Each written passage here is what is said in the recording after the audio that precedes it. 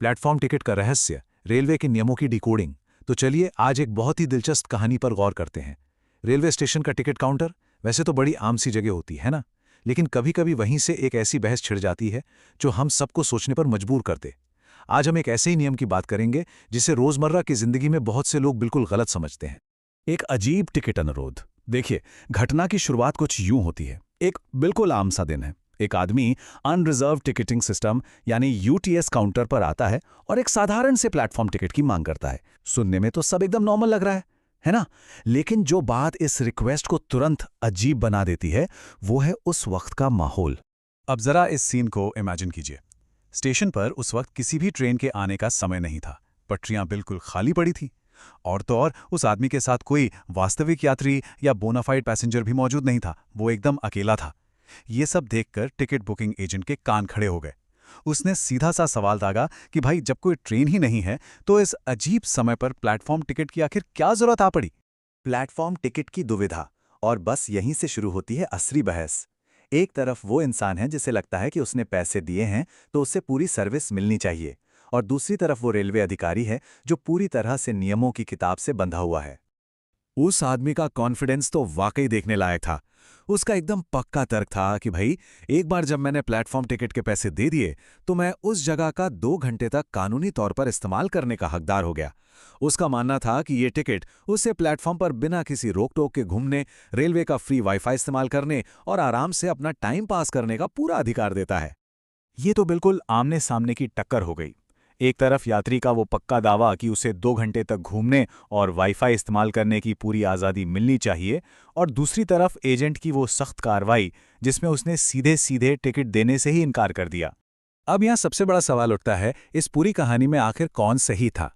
क्या एक पैसे देने वाले इंसान को सर्विस ना देकर रेलवे कर्मचारी ने कोई बड़ी गलती की, या फिर उस आदमी के नियमों की समझ में ही कोई झोल था? इस गुत्थी को सुलझाने के लिए हमें दावों से थोड़ा आगे बढ़कर असली तथ्यों को खंगालना होगा। आधिकारिक नियमों की डिकोडिंग। सच कहूं तो इस सवाल का असली जवाब किसी की पर्सनल राय में नहीं, बल्कि भारतीय रेलवे की भारी भरकम आधिकारिक नियमावली में छिपा है। तो चलिए सीधे उसी नियम पुस्तिका की ओर चलते हैं जो इस बहस को हमेशा के लिए खत्म कर देगी।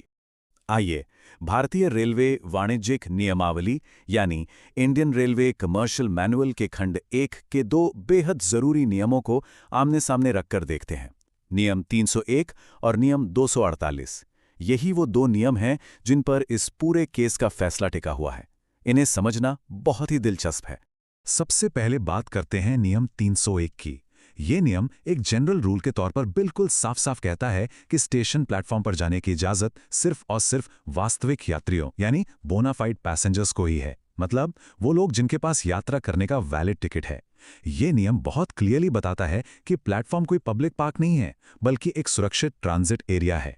लेकिन फिर आता है नियम 248, जो इस पूरी कहानी का असली गेम चेंजर है। ये नियम बताता है कि प्लेटफॉर्म टिकट का असली और इकलौता मकसद आखिर है क्या।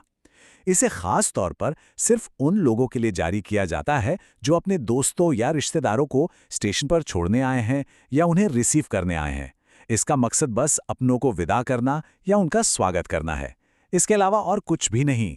वैसे एक बात उस आदमी ने अपनी पूरी दलील में बिल्कुल सही पकड़ी थी। वो है ये नंबर 2।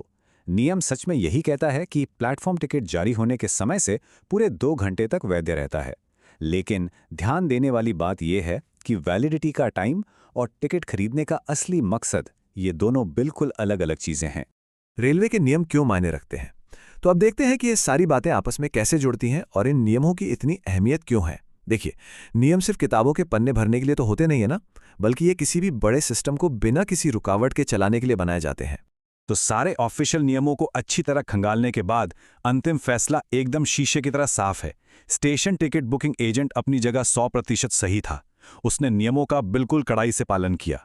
क्योंकि उस वक्त कोई ट्रेन नहीं आ रही थी और वो आदमी किसी को रिसीव या ड्रॉप करने नहीं जा रहा था, इसलिए टिकट देने से मना करके एजेंट ने बस अपना काम पूरी ईमानदारी से किया।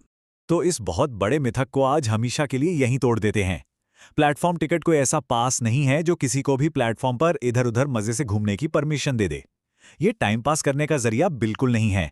और सबसे जरूरी बात, बिना किसी वैलिड रीजन के सिर्फ मजे के लिए रेलवे के फ्री वाईफाई जैसी सुविधाओं का इस्तेमाल करने के लिए तो प्लेटफॉर्म टिकट बिल्कुल नहीं खरीदा जा सकता। इस पूरी घटना से मिलने वाली सीख बहुत ही सीधी सी है। अगर नियमों की सही और सटीक जानकारी हो तो यात्रियों, रेलवे के स्टाफ और आम जनता के बीच कभी कोई फालतू का कन्फ्यूजन पैदा ही नहीं होगा। बेवजह की बहस से बचा जा सकता है और पूरा का पूरा रेलवे सिस्टम बड़ी ही स्मूथली काम कर सकता है। अपने ट्रांजिट सिस्टम को अच्छे से समझना हमेशा एक स्मार्ट मूव होता है। इस चर्चा को खत्म करते हुए दिमाग में एक बड़ा ही दिलचस्प सवाल आता है। प्लेटफॉर्म टिकट वाली ये बात तो बस एक छोटा सा उदाहरण थी, पर जरा सोचिए, रोजमर्रा के ट्रांजिट सिस्टम के और ऐसे कौन से नियम हैं जिन्हें आज भी पूरी तरह से गलत समझा जाता है। ये यकीनन एक ऐसा सवाल है जो हमें अपने आसपास के सिस्टम्स को थोड़ा और ध्यान से देखने पर मजबूर कर देता है।